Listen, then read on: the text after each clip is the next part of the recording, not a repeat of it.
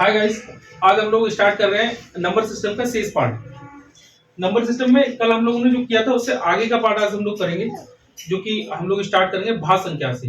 भाज्य संख्या मतलब कंपोजिट नंबर। अगर मैं देखूं यहाँ पे भाज्य संख्या,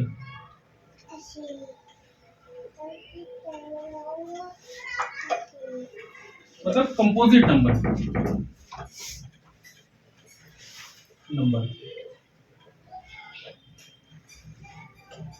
भाज्य संख्या कौन सी संख्या होती है, मतलब कंपोजिट नंबर कौन से नंबर होते हैं। अगर हमको देखो एक से बड़ी वो संख्या है जो एक और स्वयं के अतिरिक्त कम से कम एक और संख्या से कट जाए, भाज्य संख्या कहलाएंगे। एक और स्वयं के अतिरिक्त कम से कम एक और संख्या से कट जाए तो भाज्य संख्या कहलाएंगी। जैसे एग्जांपल के तौर पर अगर मैं देखूं दो, देखूं एक से बड़ी, हमारी डेफिनेशन जो है एक से बड़ी संख्या है। अगर मैं दो देखूं तो दो हमारा एक और दो से कट रहा है, इसके अलावा किसी और से कट रहा है? नहीं कट रहा है। यही मैं देखूं बेटा तीन, तो तीन एक और तीन से कट रहा है, इसके अलावा किसी और से कट रहा है? नहीं कट रहा है। अगर मैं देखूं चार, चार हमारा एक से और चार से कट रहा है, इसके अलावा दो से कट रहा है। डेफिनेशन में फिट बैठ गया। मतलब एक से बड़ी वो संख्या है। सबसे पहली बात, एक से बड़ी तो एक तो हम लेंगे ही नहीं। एक से बड़ी वो संख्या है जो एक और स्वयं के अतिरिक्त कम से कम एक और संख्या से कट जाए, भाज्य संख्या कहलाएगी। हमारा दो नहीं है, तीन नहीं है, चार है। उसके बाद में हम देखेंगे पांच नहीं होगा, छह होगा, सात नहीं होगा, आठ होगा, इसी तरीके से हम चलते चले जाएंगे। तो मैं लिखूं तो सबसे छोटी भाज्य संख्या चार, उसके बाद में अगर लिखा जाए तो कौन सी होगी? छह, फिर लिखा जाए कौन सी? आठ, फिर नौ, ऐसे हम देखते चलते चले जाएंगे। तो नोट, सबसे छोटी भाज्य संख्या मतलब कंपोजिट नंबर कौन सा है? चार। अब मैं बात करूं दूसरा अभाज्य संख्या की। अभाज्य संख्या किसे कहते हैं? तो अभाज्य संख्या मतलब प्राइम नंबर।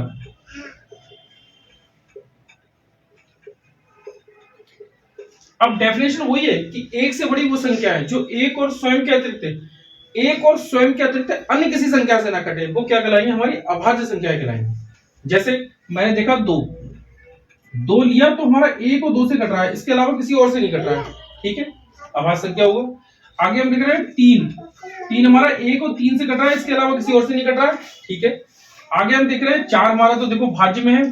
फिर हम देखेंगे बेटा पांच, पांच हमारा एक और पांच से कटा है। उसके बाद में देखेंगे हम लोग छह, छह तो इसमें हमारा भाज्य है। सात देखेंगे, सात एक और सात से कट रहा है। ऐसे हम आगे चलते चले जाएंगे। अगर मैं देखूं सबसे छोटी, सबसे छोटी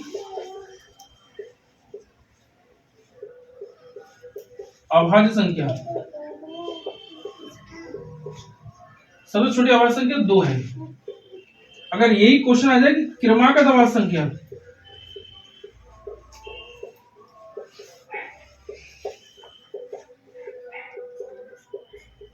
दो और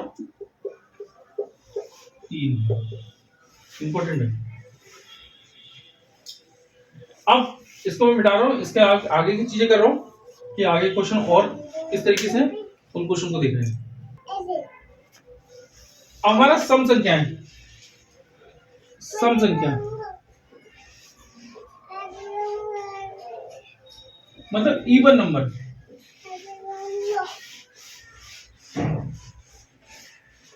सम संख्या कहते किसे?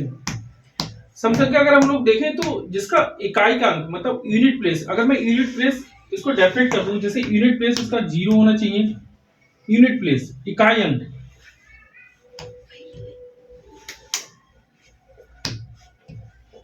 जीरो हो, दो हो, चार हो, छह हो, आठ हो, जिसका यूनिट प्लेस ये होगा वो हमारी सम संख्या कहलाएंगी। जैसे एग्जांपल के तौर पे अगर मैं देखूं इसको 4 2 6, ये देखो 3 7 2, ये देखो, और यहाँ पे कुछ भी लिख लूं, मैं जीरो लिख लूं, इधर को कुछ भी लिख दूं, 4 3 2 1 5 6।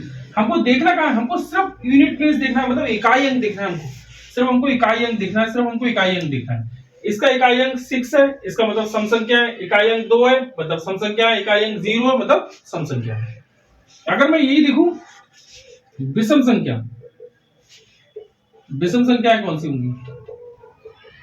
मतलब ऑड नंबर। अगर ऑड नंबर देखें तो ऑड नंबर कौन से होंगे? जिसका इकाई अंक, अगर ये हटा के मैं देखूं इकाई अंक, इकाई अंक मतलब यूनिट प्लेस।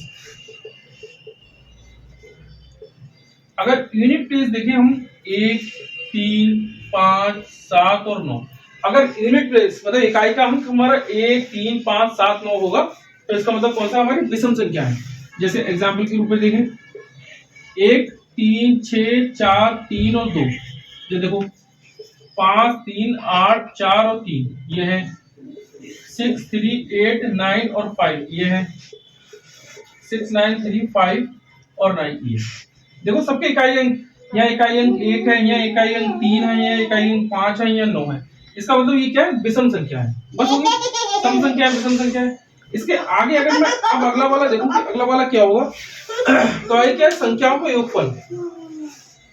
देखिए हम संख्याओं का योगफल कैसे होगा, संख्याओं का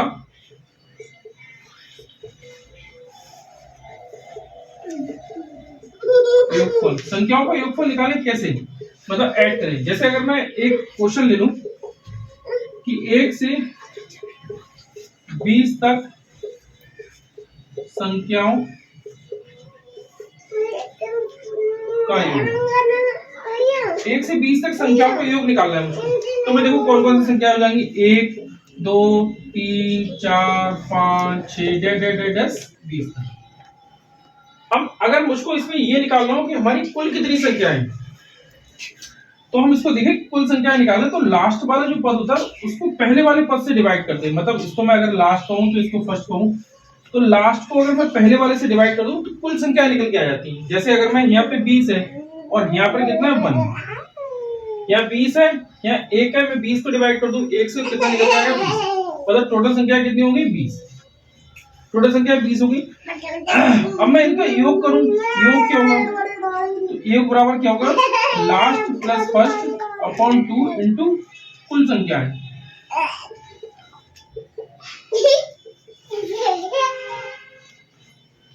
लास्ट देखें हमारा कितना है 20 और प्लस 1 बटे 2 और इंटू कुल संख्या हमारी कितनी है, कुल संख्या हमारी है 20, क्योंकि 1 से 20 तक 1 से 20 तक संख्याओं का योगफल निकालना है ना, तो कुल संख्या तो हमारी 20 हो ही गई।